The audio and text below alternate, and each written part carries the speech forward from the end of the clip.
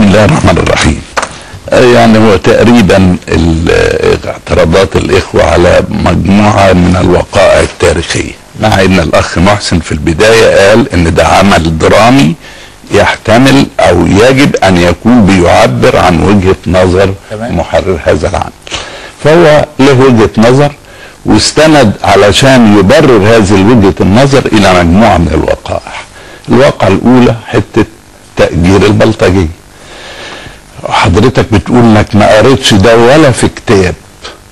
انا ارجوك ترجع لكتاب الشيخ عمر التلمساني نفسه، لكتاب احمد عادل كمال اللي هو بلاش ده ولا هقوله لك صفحات من التاريخ، بلاش صفحات من التاريخ. خلاص بقى هنقاطع جمال. دكتور جمال خلي الاستاذ وبعدين ابقى ارد على خد نقط زي ما عمل كده وارد عليه. سيبه يرد كده. بلاش ده ولا ده. حضرتك بكره الصبح تروح دار الكتب وتجيب الصحف اليوميه اللي اتكلمت في هذه المرحله، مقالات وحوارات متناقشه. اقرا ما قاله الشيخ احمد سكري رحمه الله عليه. اقرا ما قاله كبار قيادات الاخوان، منهم الاخ محمد فريد عبد الخالق عن البلطجيه، عن عده وقائع. انا عايز البلطجيه تحديدا مقال الاخ ابراهيم شكري في جريده صوت الامه اللي اتكلم فيه عن تأجير بلطجيه دخلوا على المؤتمر اللي كان عامله حزب مصر الفتاة في 100 غم وقتلوا احد كبار قيادات حزب مصر الفتاة. ايوه انا عايز الواقع اللي انا قلتها. انت قلت واقع تاني. لا برضه هناخد نقط.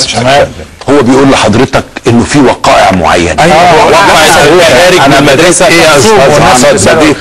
ان بيعبر عن وجهه نظره، مش شرط انه يكون هذه الواقعه التاريخيه بالذات هو، لانه قرأ عده كتب وعده فيها بلطجيه ايوه فصاغها بالشكل الدرامي اللي هو شايف انه يعبر بيه عن وجهه نظر. ايه تاني يا سياده اللواء؟ نخش في اي نقطه تانيه. حته النجار اظن حضرتك تعلم كويس اوي، يمكن دلوقتي لا، انما ايام الشيخ حسن البنا كانوا اكثر من 60 او 70% من مسؤول الاسر والجماعات والشعب على مستوى ثقافي محدود جدا.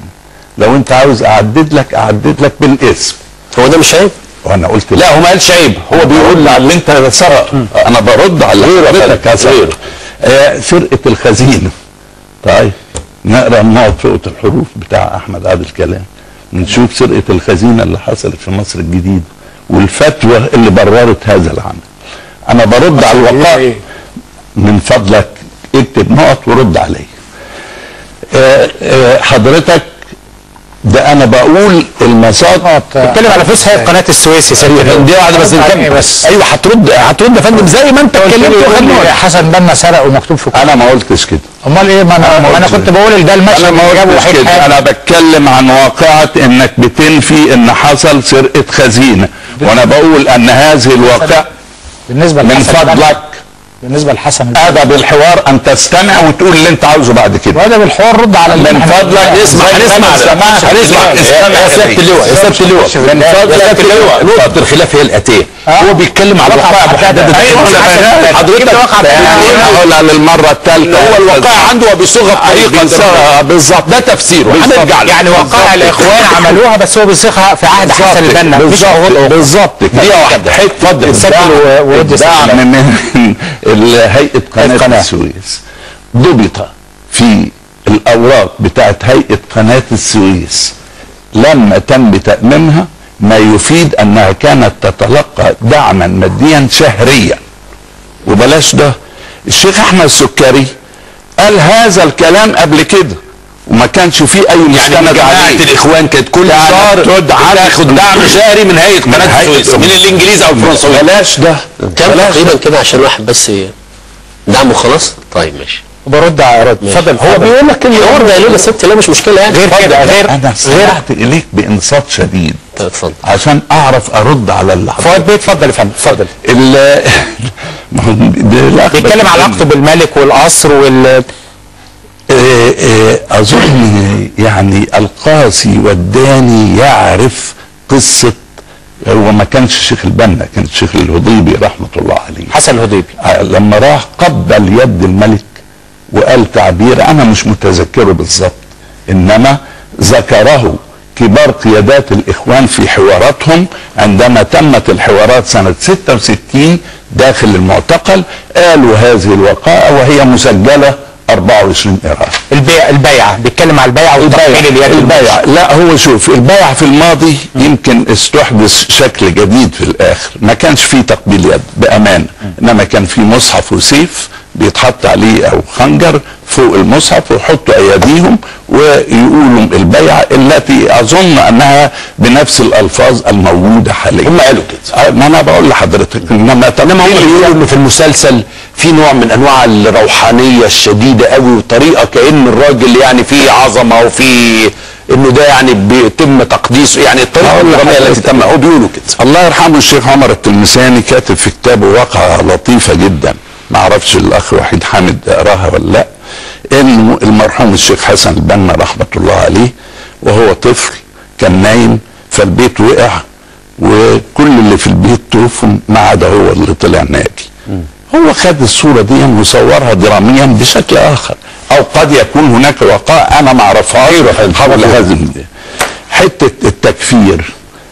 انا بدعوكم تقروا كتاب الاخ الصباغ اللي لسه طالع من قبل 10 سنين، محمود الصباغ. ايوه محمود الصباغ، وتشوفوا ماذا قال في هذا. بلاش دي، انا بقول لك اهو يوسف كمال قمع وهو حي يرزق، مصطفى كامل حسين وهو حي يرزق، دول اخوان جيش. ايوه عشان بس ايوه روحوا اسالوهم ايه اللي حصل في حته عمليه التكفير، وماذا قال الشيخ عمر التلمساني لما عرض عليه هذه الافكار في سجن الواحات نقلا عن الشيخ سيد قطب رحمه الله عليه. دقيقه واحده من فضلك.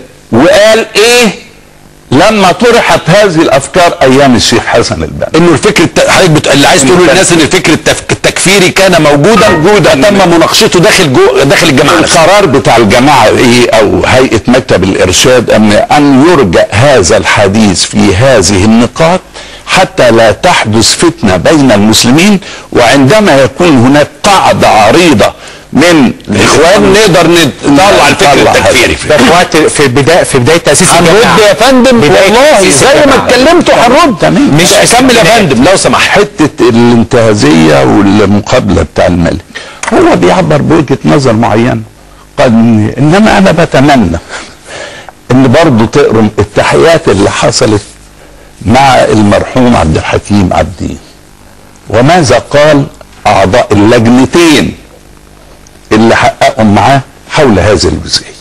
قالوا ايه؟ فلازم لا ما انا مش ههرب. ايوه عشان الناس تفهم يعني. اصل انا ما بحبش يعني حاول ان هو كان الراجل يؤكد هذا المعنى، يؤكد المعنى الانتهازي. انا حسن البنا كان شخصيه انتهازيه. كان في وقائع معينه اضطرت انه يتم التحقيق مع المرحوم عبد الحكيم عبدين، وشكلت اول لجنه من 5 افراد بقياده الشيخ احمد السكري، وقاموا بالتحقيق مع المرحوم عبد الحكيم عبدين. فلم النتيجه بتاع التحقيق لم تعجب سياده المرشد، فلغى هذا التحقيق وشكل لجنه اخرى قامت بالتحقيق مرة أخرى مع عبد الحكيم فأقرت نفس الاتجاه. أنت في نهاية كلام حضرتك ده بتقول إن كل الوقائع اللي ذكرها يا إما موجودة أو هي ليها محاولة تصويرها بطريقة درامية بالظبط. بس هم معترضين على مشهد الأزهر، ميليشيا الأزهر، وقالوا إنه ده مش ميليشيا الأزهر ده موضوع تاني، يعني موضوع كان سياق آخر. دي واحدة فندم، دي واحدة دخلوا في وهو لسه حديث مش في بداية. لا هو عامل ايه الاخ وحيد؟ الاخ وحيد عامل خلطة لطيفة جدا.